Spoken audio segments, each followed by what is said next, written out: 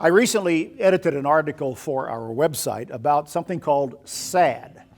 SAD is an acronym for Seasonal Affective Disorder, something that a lot of us are prone to at this time of year in the winter.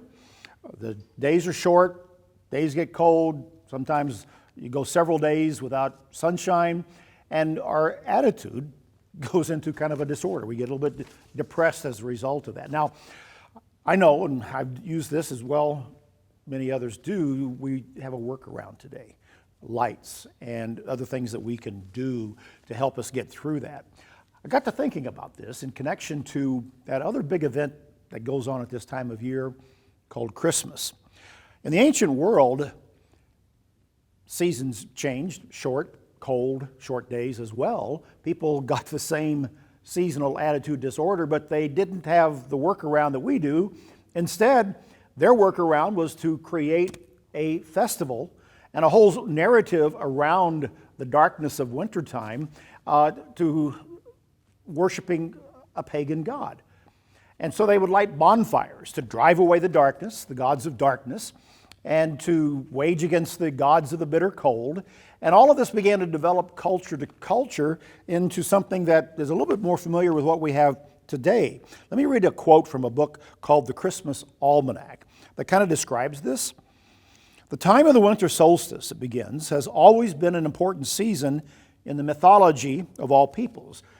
In December, at least in the northern hemisphere, this is when we have the winter solstice, the very shortest day of the year. The sun, the giver of life, is at its lowest ebb. It's the shortest daylight of the year. The promise of spring is buried in cold and snow.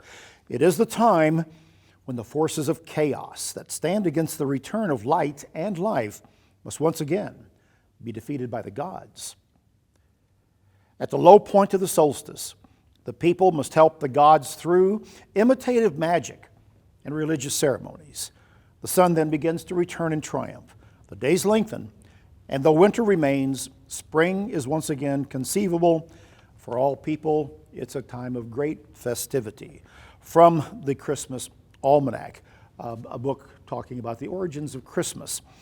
Their workaround was to light a bonfire, to create a story of the chaos of the gods of cold and darkness, and through all of the actions that they did that became part of their pagan festivals, they would drive it away in their own way of thinking and according to their own story. And of course, all of this, culture to culture, was adapted into Christianity, into a custom called Christmas, which everybody knows who's thought about the topic and the subject today recognizes that Christmas on December 25th has all of its origins in the pagan festivals that have ranged across cultures and across time, but have been kind of baptized by Christianity and made legitimate as part of the festival calendar to commemorate the birth of Christ, even though everybody knows Christ was not born in the midst of winter in December or December 25th.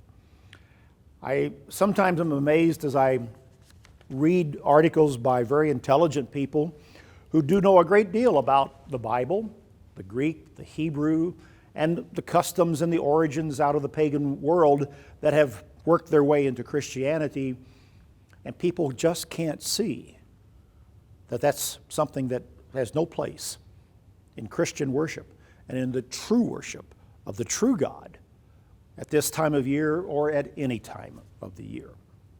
It makes me wonder. It makes me wonder about a lot of things.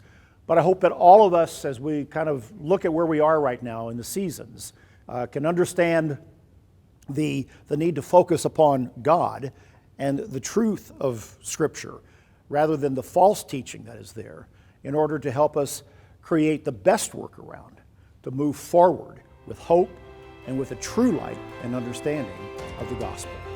That's BT Daily. Join us next time.